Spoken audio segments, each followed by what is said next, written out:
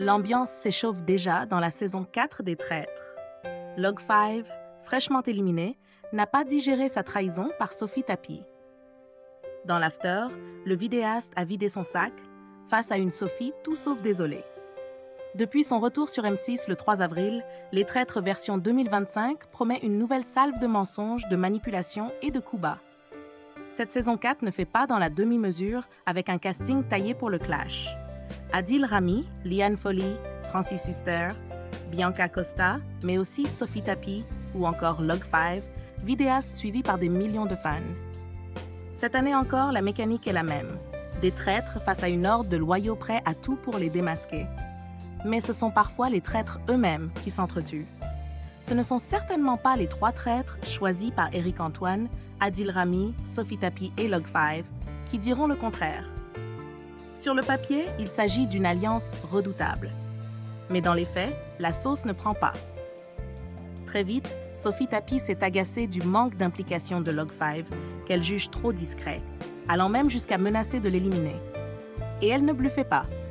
Dans l'épisode diffusé ce jeudi 17 avril, la fille de Bernard Tapie n'a pas hésité à sacrifier son camarade, dans le plus grand calme.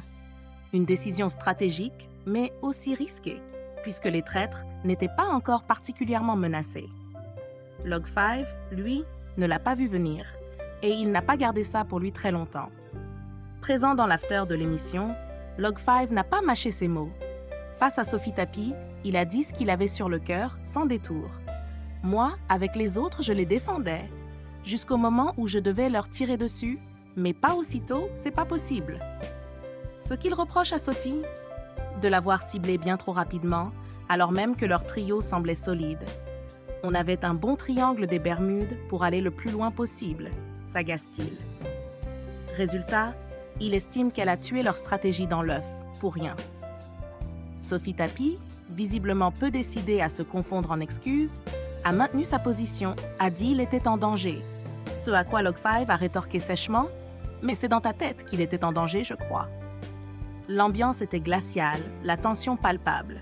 « Je te trouvais trop passif et trop intelligent pour être passif », a alors lancé la fille de Dominique et Bernard Tapie, expliquant son choix stratégique.